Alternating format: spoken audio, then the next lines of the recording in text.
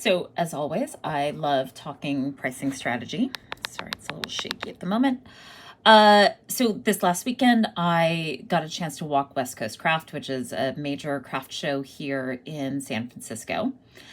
And walking around, just taking it all in, was just a really great way to start doing some pricing research.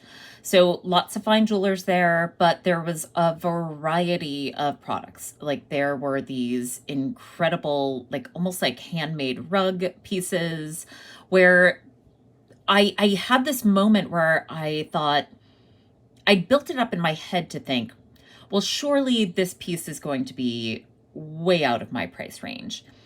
And so I asked because I didn't see any prices and I was super into it. And then the artist told me, like, oh, that's $50.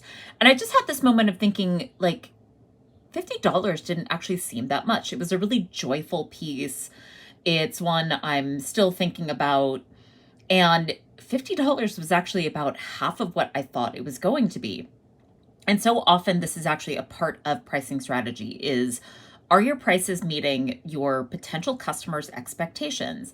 And are they coming in too high is usually where a lot of individual artists get hung up. But the other side of it is that you can start to think, what if it's too low? Like, what does it say about the work that you're buying? What does it say about the guarantee that the artist might stand behind their work? What does it say about the value of the piece over time? Does it make you feel like you're getting it on the ground floor, or does it make you question the quality?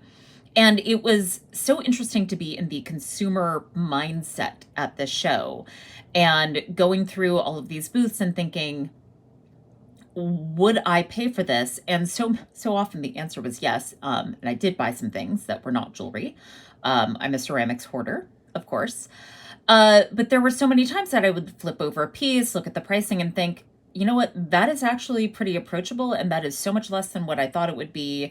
It only happened to be a handful of times that I thought, I don't think I would pay that. But also, it wasn't even about me, it was about my budget and what was happening internally with my budget. And so, if there's a lesson to take away from all of this, it's to really deeply do your research and look around at what people who sell work like yours are also charging, right? Because it's not about you comparing yourself to somebody who's selling as a hobby on Etsy. If you're a professional, you need to price like a professional so that you can really meet that customer's expectation for quality. So that is my lesson that I learned over the weekend.